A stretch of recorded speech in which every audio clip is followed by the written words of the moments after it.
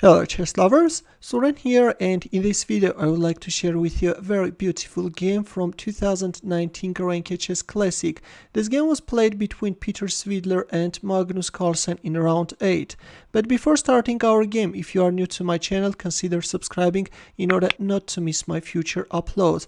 And now, without further ado, let's get started with our game and see what happened on the board. Svidler opened up with e4 and Carlsen responded with Sicilian defense.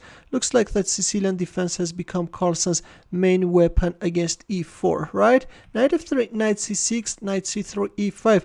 We have the close Sicilian, and looks like that with his choice, Svidler decided to sidestep the main theoretical battle. Bishop c4, bishop e7, d3, d6, knight d2.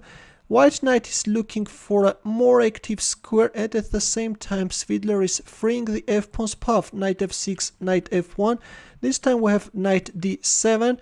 Carlsen is also freeing the f-pawn's path. Knight d5, knight b6. First he's getting rid of white's active knight on d5. We see the exchange of knights on b6, c3, black castles kingside. Knight e3, we first have bishop g5, white castles kingside, and king h8. Carlsen is unpinning the f-pawn, which will now march forward. a3, and there it goes, f5 is on the board. Knight takes f5. In here we first see the exchange of dark squared bishops on c1, after which the exchange on f5. But in here Carlsen first played d5, first neutralized this light squared bishop, and only then captured the pawn. Queen g4, rook f6, and f4. With this move, white is like neutralizing black's attack on the king side, which could have turned into a very dangerous one, but at the same time this move has its downsides as well. This is somewhat weakening white's king side, and the problem with this move is that after e takes f4, white can't recapture with the rook because of this knight d5 move, and if queen g3, then black can first go for the exchange of rooks on f4 and then play knight takes d3. Black is winning. That's why after e takes f4, Svidler played queen g5, but Carlsen's answer was powerful. Queen f8.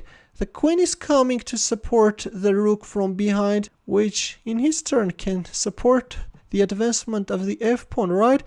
Queen takes d5 was played. Well, if bishop takes d5, then rook f5, and white is losing a piece. That's why Svidler captured on d5 with the queen and rook d8. Yes, Carlsen gave away the pawn on d5, but in return he gained a monster on f4. At any moment this pawn can march forward, and this can be very dangerous for white. Queen f3 was played, which is a mistake. It was better either to play queen g5 or queen h5, but in our game we have queen f3, and the problem with this move is that this allows black knight to join the attack with a tempo. Queen e4, of course you can't capture on b7 because of this f3. That's why we have queen e4 and knight g4. An important move, and actually I have to tell you that knight takes d3 is not a good idea. In this case, white can gain nice counter-attacking chances. If g6, then queen e2, and then rook d1. This knight is like out of the game. Also, white managed to weaken black's king side, and white has a compensation. That's why after queen e4, Carlsen played knight g4, which is of course a strong move, and the knight is eyeballing on this e3 square. Rook e1, and there it goes, knight e3. The knight will now demoralize white's army. Rook f2, rook e8, queen takes b7, and there it goes, g5. The unstoppable force is marching forward. Rook e2. Meanwhile, Svidler is making waiting moves, and yes, already at this point he could resign. There is no way to fight back. Rook f2, another waiting move. Meanwhile, we have queen h6, queen c7, rook f8, h3. Understanding that his position is hopeless, Svidler wants to lose beautifully. The threat was g3, he played h3 and g takes h3. Already at this point he was playing with a smile on his face. Good sportsmanship by Svidler, and he got checkmated in a very beautiful way. Look at this, guys.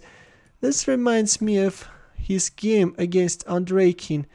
during the recent World Bliss Chess Championship, where again he allowed his opponent to unleash a dangerous king hunt. Just a majestic performance by Magnus Carlsen, guys. He is playing like a machine. In the end, let's take a look at his rating. Look at this, guys. This is the current rating standings, and Carlsen is leading it with 2871 rating. This is insane, guys. Recently he added 26 elo points, and this is majestic. He is truly an unstoppable force, guys. In the end, a nice puzzle for you, which I mentioned above. This position is taken from a game played between Peter Svidler and Dmitry Andreikin. The task is to find the mating line for black. I will wait for your answer in the comment section. Thanks for watching. Here are more suggestions for you. Consider checking them out as well. I will see you in my next video. Take care.